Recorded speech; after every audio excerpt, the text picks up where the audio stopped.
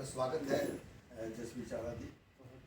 और आप इस सुखी लोक कथा महोत्सव में आए हैं, तो मैं चाहता हूँ कि इसके बारे में आपके व्यक्तित्व से और लघु कथा के बारे में एक दर्शकों को मैं इसके बारे में जानकारी दूँ। तो मैं चाहता हूँ कि मैं सबसे पहले जानना चाहूँगा कि लघु कथा के प्रति आपका झुकाव कैसे हुआ, आपने कब से लिखना आरम्भ किया? जी, ऐसे मेरे साथ जो है लघु कथा बिल्कुल उसी तरह जुड़ी है जैसे मेरे साथ नौकरी जुड़ी। जी जी है ना। अब इंजीनियरिंग करने के बाद में ये दुर्गापुर इस्पात कारखाने में नौकरी मिली और ज्वाइन करते ही शिफ्ट ड्यूटीज़ वो 2 से 10 और फिर तो रात की ड्यूटी।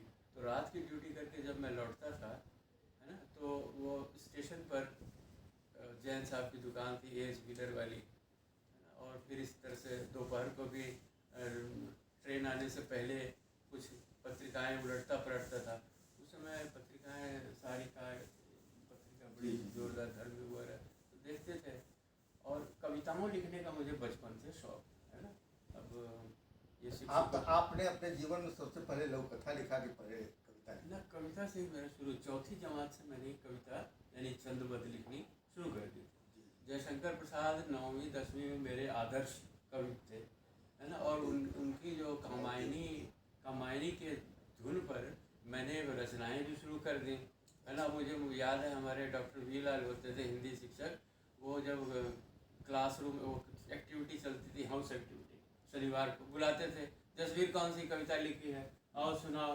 तो फिर वो कविता सुनाते थे, उस क्रम में जो है इसका मतलब कि आपने शुरुआत कविता से किया। और मुझे लगता है कि देश में बहुत से ऐसे रचनाकार हैं, जैसे आज प्रेमचंद भले प्रतिष्ठित हैं उपन्यासकार के रूप में, जयशंकर प्रसाद जी हैं, लेकिन उन्होंने भी आरंभ कविता से ही। तो आपको कब महसूस हुआ कि लघु कथा के क्षेत्र में हमको उतरना चाहिए और लघु कथा? अब मैं बताऊँ, तब तक जो है लघु कथा बहुत ज़्यादा प्रचलित भी नहीं थी, है ना। ये नाम भी प्रचलित नहीं था। अब सारिका में उन दिनों छोटी छोटी आती जरूर थी, है ना, लेकिन एक आंदोलन जैसा नहीं था, है ना। बहुत प्रतिष्ठित विधा नहीं मानी जाती, और न उनके लिखने वालों को कोई ऐसा मानता था कि बड़े साहित्यकार हैं, है ना।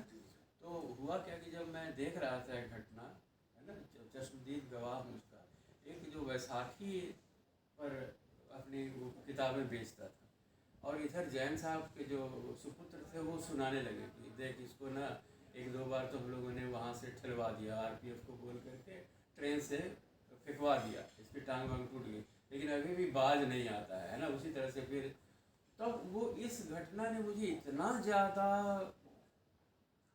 हिला कर रख दिया। मेहनत करेगा उसके लिए भी इस पर इतना यातना हो रही है, किताबें बेचारे नहीं। अच्छा, उन दिनों मैंने मोबाइल तो होते नहीं थे, ना टीवी का चलन था, ये पत्रिकाएं ही अधिक लोग पढ़ा। तो फिर उसमें वो कविता तो नहीं, लघु कथा जो है उस रूप में बन गई जैसा उन्होंने कहा, जैन साहब ने जैसे कही उसी तरह से मैंने लिख डाली, और उसका नाम दे दिया श्रम। उसमें मेरा कोई श्रम नहीं है, मैंने जो आपने श्रम नहीं किया, आपने लोक कथा लिखा, आपको लगा कि वो मैंने वो लघु कथा है, कि मैंने उसको भेज दिया सारिका में और अंदाजिफिकेशन से, क्योंकि रमेश बत्रा उन दिनों ज्वाइन कर लिए थे कमलेश्वर की टीम में, मैंने भेजी और मेरे परिचित थे और उसमें छप गई।